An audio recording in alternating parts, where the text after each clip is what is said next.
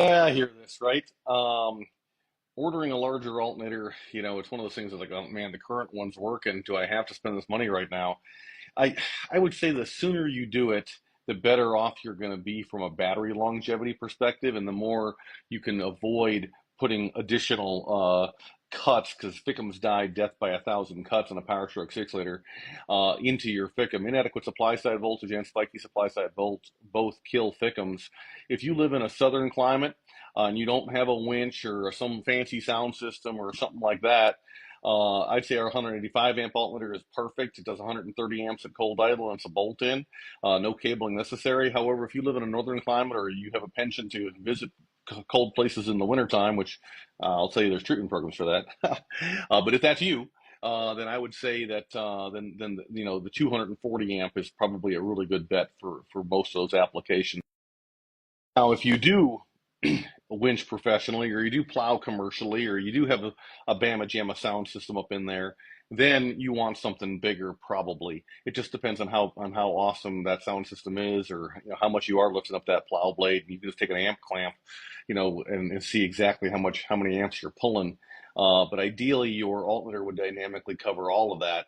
The thing to understand about alternators, though, is that they are internally voltage regulators, so it's regulated. So it's not like those electrons, those preliminary electrons, come from anywhere other than the batteries. They do. When the alternator sees that the battery voltage is dipping below its voltage regulation set point, that's when the alternator kicks in. It's kind of like your buddy who was going to help you move, on Saturday kind of thing, and he shows up as the last box is loaded, and yet he wants a beer. It's like, dude, you didn't earn that beer.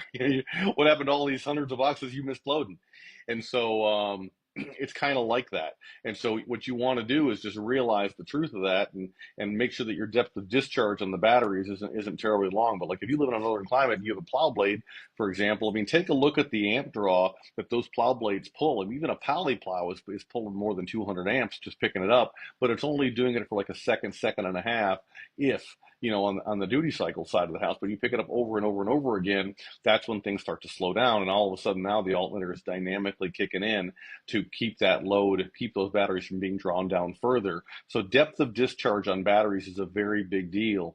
And realize also that you take a look at the amp draw from just a conventional start application. Just one starts a 1,350 amp inrush current to get that starter to begin spinning, and that's after the 160 amp draw that you were waiting on that whole time, key on engine off, waiting for those coils to shut off, and a little coil light to shut off on the dash.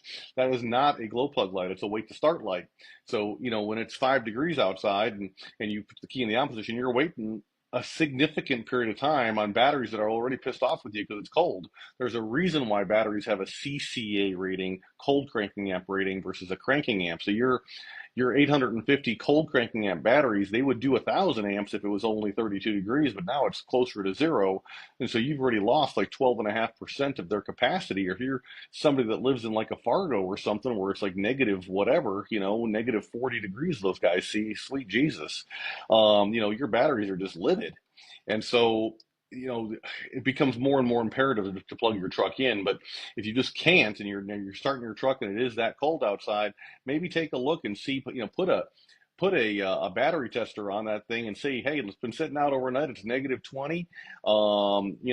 Maybe do this when the wind's not blowing and everything else, but because your batteries don't care about wind chill anyway. But see what CCA rating, or what really A rating, what amp rating those batteries test out to when it is negative 10, negative 20 degrees, and you can use that as a decision to say, hey, do I actually want to get a third battery plugged in here in parallel to kind of soften the load against each other too? But I digress. Um, Short answer is anything you can do to decrease the depth of discharge on batteries is good, and having a larger alternator will help you down that vein. Batteries are expensive, and so the average lifetime of a battery in a 6 liter is about 2 years. I live in Iowa. It's cold here. I get about 7 years out of my batteries across 6 different trucks. It's not that I'm running better batteries. It's that I'm running a bigger alternator. So I hope this helps. And I hope you consider us, for your business. We rep for all the brands. So whatever brands you want, we can hook you up. We do have our favorites, but there's reasons why. But if you'd like to be walked through that process, just give us a shout.